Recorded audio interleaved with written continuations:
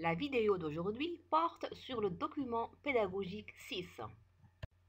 Nous étudions le pilotage de la communication interne dans l'entreprise.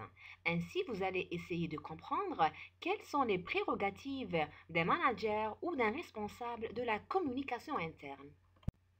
Il faut savoir qu'auparavant, la communication était définie dans un contexte bien précis, celui de la transmission d'informations ou bien la transmission des messages.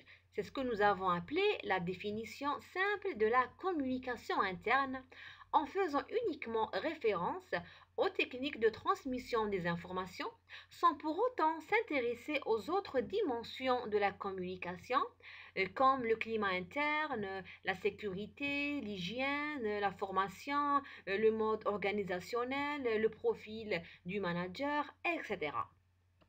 Aujourd'hui, la question est largement dépassée puisque l'objectif à atteindre n'est plus mesurable en termes quantitatifs, c'est-à-dire combien d'informations doit-on transmettre ou bien combien d'informations a-t-on transmis, mais en termes de qualité, c'est-à-dire comment communiquer.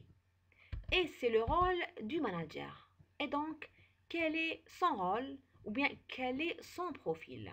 Je vous propose la définition suivante pour dire qu'un manager doit être une personne qui a atteint un haut niveau professionnel couplé à des compétences à anticiper.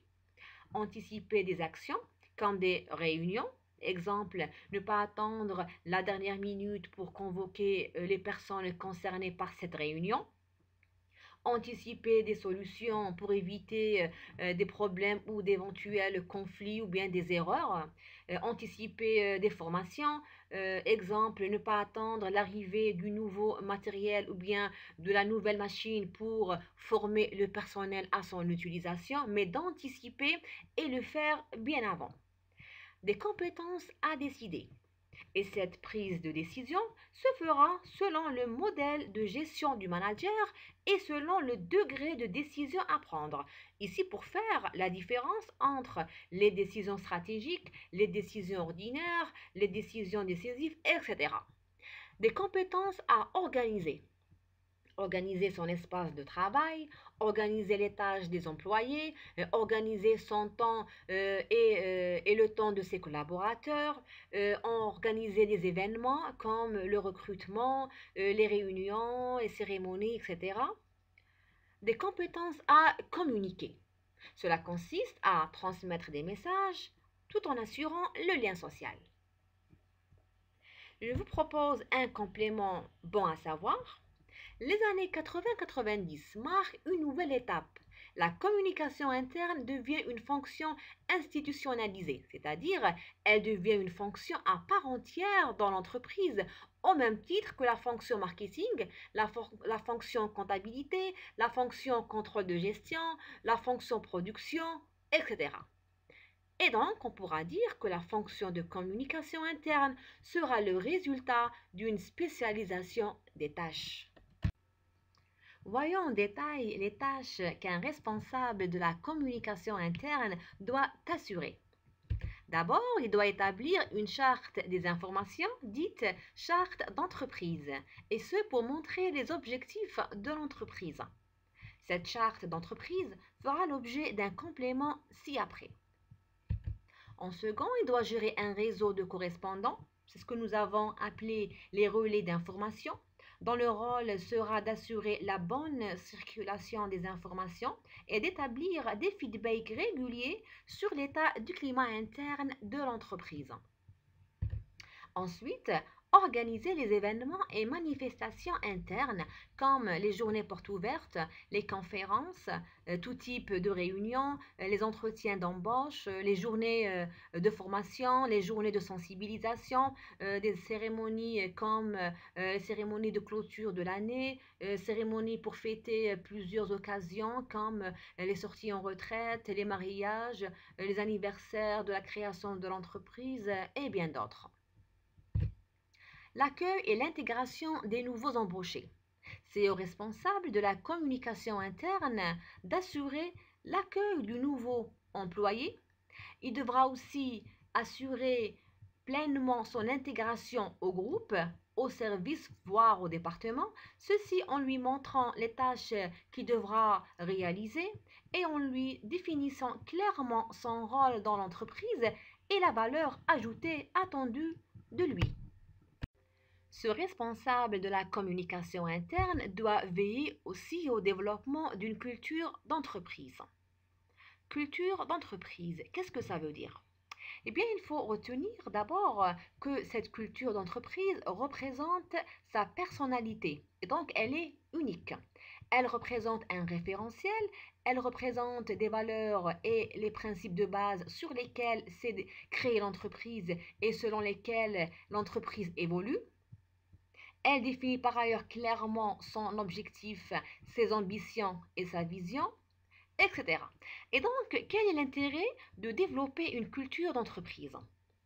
Eh bien, il faut savoir que l'intérêt de développer cette culture, c'est qu'elle permettra à son tour de développer le sentiment d'appartenance à une même identité, et ce malgré la différence de nationalité, d'ethnie, de religion, etc. Et aussi, elle permettra de dessiner l'image que l'entreprise désire véhiculer en interne et en externe. Motiver et influencer les collaborateurs par la parole et le comportement. En effet, la motivation du personnel est nécessaire pour l'entretien d'un climat interne et ceci avec tous ses avantages. Ce manager ou ce responsable de la communication doit travailler son physique, c'est-à-dire son apparence extérieure, et bien sûr de travailler son discours avec les différents collaborateurs afin qu'il soit un repère et un exemple d'intégrité, un exemple de sagesse, un exemple au respect des autres, etc. Veiller à harmoniser la communication interne et la communication externe, ceci en travaillant en collaboration.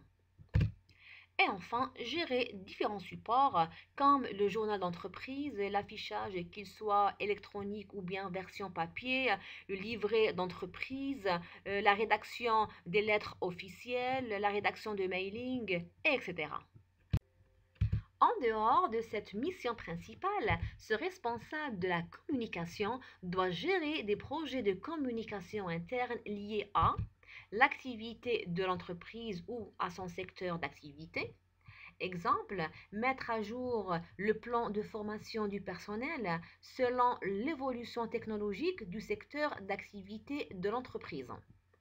Il doit aussi participer au projet d'adhésion à une nouvelle identité visuelle, c'est ce qu'on appelle le logo de l'entreprise. Il doit participer au projet de renouvellement du système informatique. Il doit gérer les changements stratégiques liés à l'activité commerciale, notamment en cas d'internationalisation de l'entreprise, et participer au projet d'amélioration de la qualité de service, etc. Et donc, ce manager ou ce responsable de la communication interne a pour mission de concevoir, conduire, contrôler. Notez que cette troisième phase, celle du contrôle, est indispensable et ne peut être négligée ou bâclée, car la réussite des deux phases précédentes dépend d'elle. On dira donc qu'il est responsable des systèmes d'information, qu'il est animateur des relations et qu'il est conseiller en management. Analysons de plus près cette mission. Le responsable de la communication interne doit veiller à la qualité des relations et des échanges entre les acteurs de l'entreprise. Pourquoi? Parce que cela va déterminer le bon fonctionnement de la communication interne.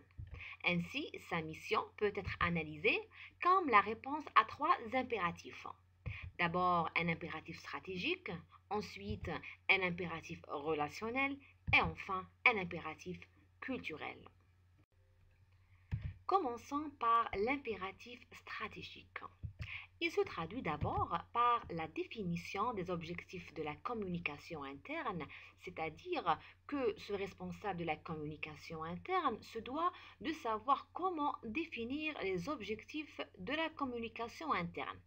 Ensuite, cet impératif stratégique se traduit par le choix des supports et des canaux de diffusion des informations.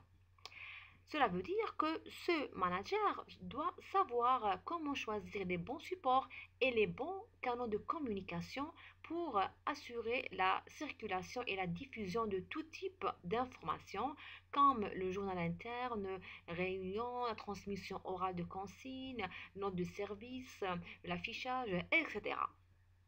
Et donc, cet impératif stratégique va donner la possibilité au manager de représenter le pouvoir à attribuer à chacun des collaborateurs selon son niveau hiérarchique et selon son poste. L'impératif relationnel, c'est la volonté d'instaurer un bon climat de communication qui va agir positivement sur les comportements et les perceptions sur le plan individuel et sur le plan collectif. L'impératif culturel, quant à lui, c'est la dimension symbolique qui véhicule l'image et les valeurs de l'entreprise. C'est-à-dire que ce manager se doit de savoir comment véhiculer l'image de l'entreprise et comment faire adhérer le personnel aux valeurs de l'entreprise. Je vous propose un complément du cours qui va porter sur la charte d'entreprise. Ce concept a été évoqué plusieurs fois dans les cours précédents et donc vous allez essayer de comprendre en quoi consiste cette charte et quel est son intérêt dans l'entreprise. Une charte d'entreprise est un document dans lequel on va exposer la philosophie de l'entreprise dans un domaine donné ou bien dans un secteur donné. C'est une déclaration formelle qui définit ses objectifs, sa mission et son code des valeurs. Et donc, la rédaction de ce document se fera en tenant compte de la culture de l'entreprise. Ensuite, ce document ne comporte pas de données stratégiques et donc il peut être communiqué en externe. Elle concerne plus précisément des thèmes non techniques comme l'environnement, l'éthique, des principes généraux, etc.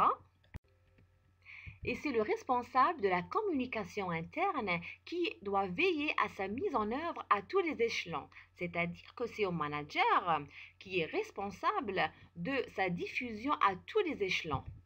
Généralement, c'est un document court de 2 voire 3 pages maximum afin qu'il soit lu rapidement et largement diffusé.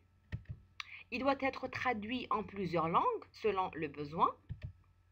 Et surtout, il faut savoir que la charte d'entreprise, elle est étroitement associée au respect de la loi et de la réglementation, associée aux valeurs, associée aux principes d'action et règles de conduite de l'entreprise. Ce cours est achevé. Pour me poser des questions, n'hésitez pas à me contacter via la messagerie de la plateforme e-learning.